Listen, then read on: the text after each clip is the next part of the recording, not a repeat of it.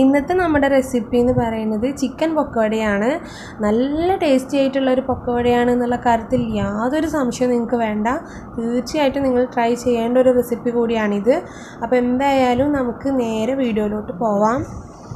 ഈ പക്കോട റെഡിയാക്കാൻ വേണ്ടിയിട്ട് ഇവിടെ ചിക്കൻ എടുത്ത് വെച്ചിട്ടുണ്ട്. കുഞ്ഞു പീസാക്കിയിട്ടാണ് മുറിച്ചിട്ടുള്ളത്. ഇതുപോലെ ചെറിയ പീസാക്കിയിട്ട് മുറിക്കുക. പിന്നെ എല്ലോട് കൂടിയിട്ടുള്ള പീസ് വേണമെന്നുണ്ടെങ്കിൽ നിങ്ങൾക്ക് എടുക്കാം. കാരണം എല്ലോട് കൂടിയിട്ടുള്ളത് വരുമ്പോഴും നല്ലൊരു പ്രത്യേക ടേസ്റ്റാണ് കേട്ടോ ഈ പക്കോടക്ക്. പിന്നെ ഇതിന് മുൻപ് ഞാനിത് എടുത്തിട്ടുണ്ടായിരുന്നു, ഈ വീഡിയോ ഞാൻ ഇട്ടിട്ടുണ്ടായിരുന്നു. അത് ഒരുപാട് മുൻപാണ്, 1 year ഒക്കെ മുൻപാണ് തുടങ്ങിയ സമയത്തിൽ ഇട്ടിട്ടുണ്ടായിരുന്ന വീഡിയോ ആണ്. നല്ല ടേസ്റ്റി ആയിട്ടുള്ളൊരു പക്കോടയാണ്. ഞങ്ങളിവിടെ ഹോട്ടലിൽ, ഇവിടെ അടുത്തുള്ള ഞങ്ങളുടെ ഒരു കാക്ക ഹോട്ടലിൽ ഉണ്ടാക്കിക്കൊണ്ടിരുന്ന ഒരു റെസിപ്പിയാണ്. അപ്പോൾ എന്തായാലും നിങ്ങൾ ഉണ്ടാക്കി നോക്കിയിട്ട് ഇഷ്ടമായില്ല എന്ന് ഒരിക്കലും പറയില്ല. അത്ര ടേസ്റ്റി ആയിട്ടുള്ള ഒരു പക്കോടയാണ്. അപ്പോൾ നമുക്ക് ഇതുപോലെ പീസാക്കി വെച്ചിട്ടുള്ള ഏകദേശം ഒരു 1/2 കിലോൻ്റെ ഒരു 400 gram ഉണ്ടാവും ഇതിൽ ചിക്കന്. അത് എടുത്തിട്ടുണ്ട്. ഈ ചിക്കനിലേക്ക് നമുക്ക് നാരങ്ങ മസ്റ്റായിട്ടുള്ളൊരു ഇൻഗ്രീഡിയൻ്റ് ആണ്. ഒരു നാരങ്ങ ഫുള്ളായിട്ട് എടുത്തിട്ടുണ്ട്. ഒരു ഫുൾ ചിക്കനൊക്കെ എടുക്കുകയാണെന്നുണ്ടെങ്കിൽ 2 നാരങ്ങ വേണ്ടി വരും. ഇതിൻ്റെ ജ്യൂസ് ഒന്ന് പിഴിഞ്ഞൊഴിക്കണം. അപ്പോൾ ഇതിന് കുരു ഇല്ലാണ്ട് ഒഴിക്കുകയാണെങ്കിൽ അതായിരിക്കും നല്ലത്. അപ്പോൾ ഇതൊന്ന് നന്നായിട്ട് ഇതിലേക്കൊന്ന് പിഴിഞ്ഞു കൊടുക്കാം.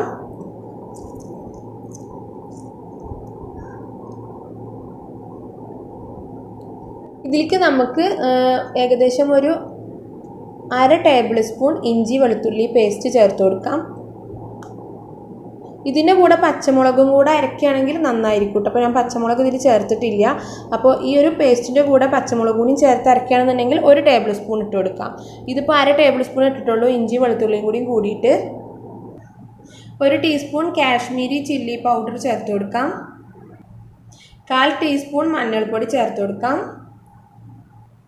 1/2 teaspoon സാദാ മുളക് പൊടി ചേർത്ത് കൊടുക്കുന്നുണ്ട്.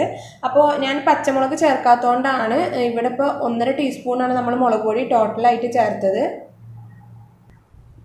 പിന്നെ ഒരു 1/2 teaspoon മല്ലിപ്പൊടി കൂടി ചേർക്കാം. പാകത്തിനുള്ള ഉപ്പ് ചേർത്ത് കൊടുക്കാം.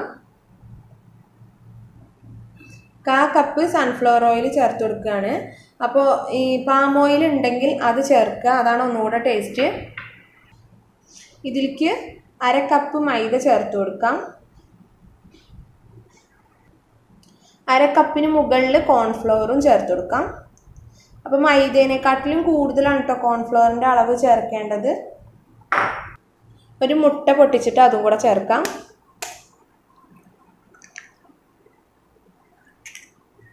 ഇനി ഇത് നന്നായിട്ട് കൈകൊണ്ട് തന്നെ ഒന്ന് മിക്സ് ചെയ്തെടുക്കാം. കൈകൊണ്ടോ സ്പൂൺ കൊണ്ടോ എങ്ങനെ വേണമെങ്കിലും മിക്സ് ചെയ്യാം. ഫസ്റ്റ് ഇതൊന്ന് ജസ്റ്റ് ഒന്ന് മിക്സ് ചെയ്ത് കൊടുക്കുക എല്ലാം കൂടെ കൂടിയിട്ട്. എന്നിട്ട് പിന്നെ വെള്ളം ഒഴിച്ചിട്ട് നമുക്കൊരു കട്ടി രൂപത്തിൽ പേസ്റ്റാക്കി എടുക്കണം. ഒരുപാട് വെള്ളം കൂടാൻ പാടില്ല. അപ്പോൾ ഇതൊന്ന് ആദ്യം നന്നായിട്ടൊന്ന് കുഴച്ചെടുക്കണം. അപ്പോൾ ഇത് ഞാൻ ജസ്റ്റ് ഒന്ന് കുഴച്ചെടുത്തിട്ടുണ്ട്. കുറച്ച് മല്ലിയില കൂടി ചേർത്ത് കൊടുക്കുകയാണ് ഇതിൽ. ഇനി നമുക്കിതിലേക്ക് ആവശ്യത്തിന് വെള്ളം ചേർത്തിട്ട് ഒന്ന് ലൂസാക്കി എടുക്കണം ഈ മാവ്.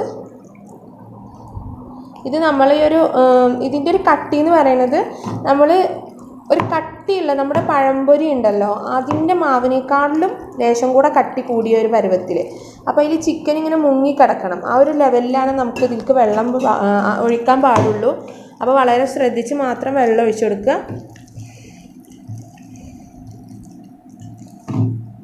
നോക്കിയാൽ ഇതിപ്പോൾ നല്ല കുഴമ്പ് രൂപത്തിലാണ് ഇരിക്കുന്നത്. ഈ ഒരു ലെവലിൽ വേണം. ഇതിൽ ചിക്കൻ ഇങ്ങനെ മുങ്ങിക്കിടക്കണം, കോട്ട് ചെയ്ത് കിടക്കണം. ഇല്ലയെന്നുണ്ടെങ്കിൽ നമ്മളിത് എണ്ണയിലേക്ക് ഇട്ട് കൊടുക്കുമ്പോൾ മാവ് വേറെയും ചിക്കൻ വേറെ ആയിട്ട് ഇരിക്കാനും കിട്ടുക. ഇതിലിങ്ങനെ കവറിങ് ആയിട്ട് കിടക്കില്ല. അപ്പോൾ അതുകൊണ്ടാണ് അത് പ്രത്യേകം പറയുന്നത്. അപ്പോൾ ഈ ഒരു ലെവലിൽ കിടക്കണം. ലാസ്റ്റായിട്ട് നമുക്കിതിന് മുകളിൽ കുറച്ച് മല്ലിയില ഇങ്ങനെ വിതറിയിട്ട് ഇത് അടച്ചു വെച്ചിട്ട് കുറച്ചധിക സമയം നമുക്ക് റെസ്റ്റ് ചെയ്യാൻ വേണ്ടിയിട്ട് വെക്കണം. അത് ഒരു 4 മണിക്കൂർ വരെയൊക്കെ വെക്കാം. മിനിമം ഒരു 2 മണിക്കൂറെങ്കിലും വെക്കണം. എന്നാലേ ഉള്ളൂ ഇതിലെ മസാലയൊക്കെ പിടിച്ചിട്ട് നല്ലൊരു സ്മെല്ലും ഒക്കെ വരുള്ളൂ. അപ്പോൾ ഇതുപോലെ ഇങ്ങനെ മല്ലിയില ഇങ്ങനെ വിതറിയിട്ട് വേണം ഇത് റെസ്റ്റ് ചെയ്യാൻ വേണ്ടിയിട്ട് വെക്കാൻ. നമുക്കിത് ഫ്രിഡ്ജിലോട്ട് മാറ്റാം. ഫ്രിഡ്ജിൽ വെച്ചിട്ട് സെറ്റ് ചെയ്യുകയാണെങ്കിൽ ഒന്നുകൂടെ നന്നായിരിക്കും. ഇനി പുറത്ത് വെച്ചാലും കുഴപ്പമൊന്നുമില്ല. ഇതിപ്പോൾ ഞാനൊരു 3 മണിക്കൂർ സെറ്റ് ചെയ്തതിന് ശേഷമുള്ള ഒരു പരുവാണ്. ഇതിലേക്ക് നമുക്കൊരു 1/2 ടീസ്പൂൺ പെരുംജീരകവും പിന്നെ ഒരു ലേശം ഫുഡ് കളർ കൂടെ ചേർത്ത് കൊടുക്കാം, റെഡ് കളറ്. അപ്പോൾ നമ്മുടെ ഒരു പക്കോടക്ക് നല്ലൊരു കളർ കൂടി കിട്ടും. കളറ് ഉപയോഗിക്കാത്തവർ എടുക്കണ്ട കേട്ടോ. പിന്നെ അതുപോലെ ഇഷ്ടമില്ലാത്തവരുണ്ടാവാം, ആരോഗ്യത്തിന് കേടാണ് എന്നുള്ളത് എനിക്കും അറിയാം. പക്ഷെ ഞങ്ങൾ ഇങ്ങനെയുള്ള ഫ്രൈ ചെയ്യുന്ന സാധനങ്ങളൊക്കെ ഉണ്ടാക്കുമ്പോൾ അധികം യൂസ് ചെയ്യാറുണ്ട് കളറ്. അതുകൊണ്ട് ഞാനിതിൽ ചേർത്ത് കൊടുക്കുകയാണ്. അപ്പോൾ ഇത് ചേർത്തിട്ട് നന്നായിട്ടൊന്ന് മിക്സ് ചെയ്ത് കൊടുക്കാം. പെരുംജീരകം ഞാൻ ആദ്യം തന്നെ ഇടാഞ്ഞത് എന്താണെന്ന് വെച്ചാൽ പെരുംജീരകം ഇട്ടിട്ട് അതിൻ്റെ ഒരു സ്മെല്ല് ഒന്നാകെ ഇങ്ങനെ കുറേ സമയം അതിൽ കുതിർന്ന് കിടക്കണ്ടെന്ന് വിചാരിച്ചിട്ടാണ്. ഇപ്പോൾ കണ്ടോ, ഇതുപോലെയാണ് നമ്മുടെ ഇരിക്കുന്നത് മാവ്, ഒരു കുഴമ്പ് രൂപത്തിൽ. ഇനി എണ്ണ നല്ല ചൂടായിട്ട് വരുമ്പോൾ അതിലോട്ട് നമുക്ക് ഓരോന്നായിട്ട് പിച്ചിയിട്ടിട്ട് ഫ്രൈ ചെയ്തെടുക്കണം. ഫ്രൈ ചെയ്യുമ്പോൾ ശ്രദ്ധിക്കേണ്ട ഒരു കാര്യം എന്താണെന്ന് വെച്ചാൽ എണ്ണ നല്ലോണം ചൂടായ ശേഷം ഇട്ട് കൊടുക്കുക.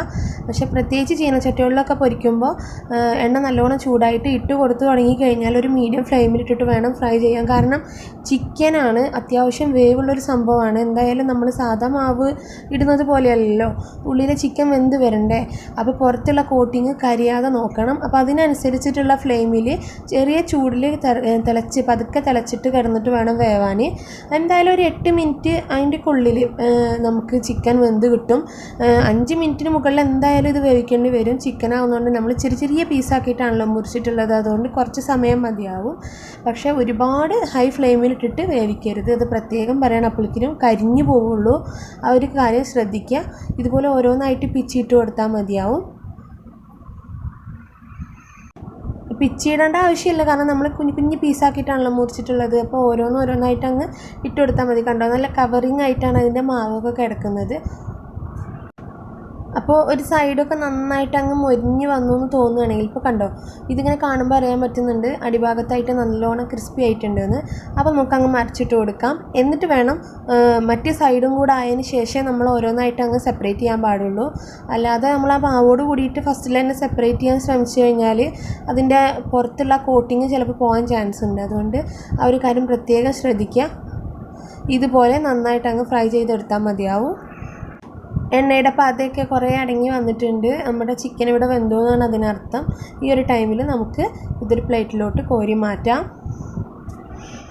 അപ്പോൾ നിങ്ങൾക്ക് ഈ വീഡിയോ എന്തായാലും ഇഷ്ടമായിട്ടുണ്ടാവുമെന്ന് വിശ്വസിക്കുന്നു. ഇഷ്ടമായിട്ടുണ്ടെങ്കിൽ ലൈക്ക് ചെയ്യുക, ഷെയർ ചെയ്യുക, കമൻറ്റ് ചെയ്യാൻ മറക്കരുത്. ഒപ്പം എൻ്റെ ചാനൽ ഇതുവരെയും സബ്സ്ക്രൈബ് ചെയ്യാതെ കാണുന്നവർ തീർച്ചയായിട്ടും ചാനൽ സബ്സ്ക്രൈബ് ചെയ്തിട്ട് തുടർന്നുള്ള വീഡിയോസിൻ്റെ നോട്ടിഫിക്കേഷൻ കിട്ടാൻ വേണ്ടി ബെല്ലൈക്കൺ കൂടെ അമർത്തുക. അപ്പോൾ നമുക്ക് അടുത്ത വീഡിയോയിൽ കാണാം. താങ്ക്